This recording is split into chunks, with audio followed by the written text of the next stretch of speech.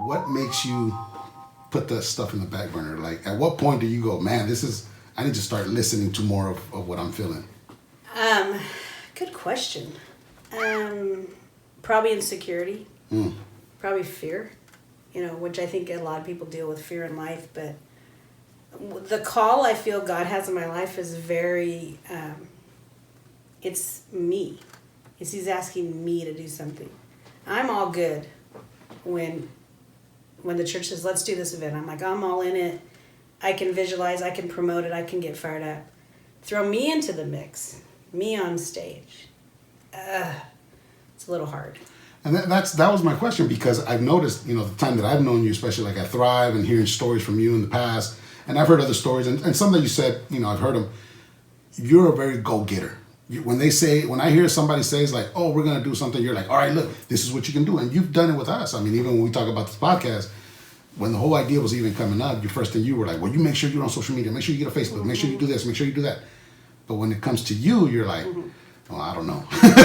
But yeah, you got the answers for everybody else, and you know what I mean? Yeah. And I just, it sucks because I think you have a lot to offer. Thanks. I think you can go very far, and I think God is using you in a very special way, but you're standing in your own way, and it kind of sucks to see it. I've always felt like I'm in my own way, and I know God's giving me gifts, and I'm comfortable saying that now. I think for a long time I wasn't comfortable saying I feel like I'm a good speaker. I think my intentionality is to touch the heart of people. So I think erasing my ability, I don't think I'm a great speaker by what I do. I think I have the ability for people to see my heart.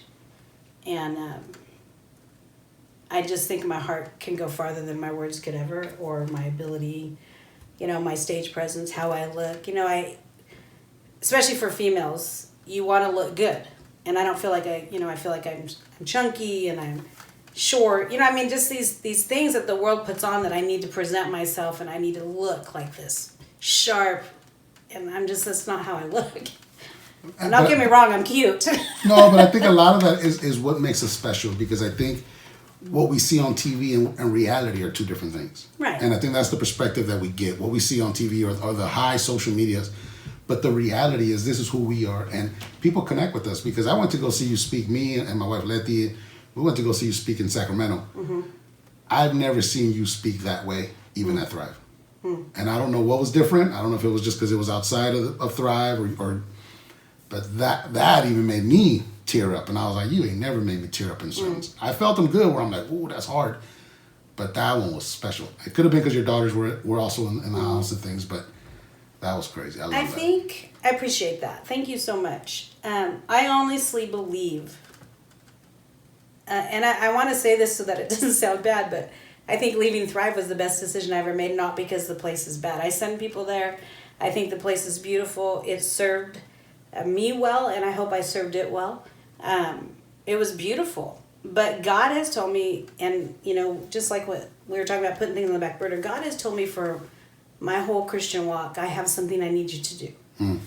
And part of it has been for speaking, and part of it is writing, and for a long time it was singing. But I have the ability through Jesus Christ to connect with people in a way that people just don't. Like the eye-to-eye conversation, the one-on-ones. So I was like, I'm good with that, but the stage part I really love. I do enjoy it, but I felt like it was vanity. So I would always say, I can't promote myself. Hey, I'm going to come speak. I'm getting better at it, and I'm getting better. Like, I'm learning the millennial way of promotion, if that makes sense.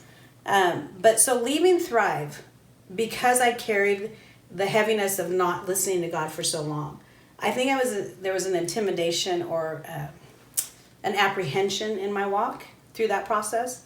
And then the day I resigned, and Pastor Eric knows this, and I shared it with the congregation, the day I said the words to him, I'm supposed to quit, and that's exactly how it came out, through many tears, there was a weight that was lifted off of me that was so great, I did not realize. I was barely able to breathe.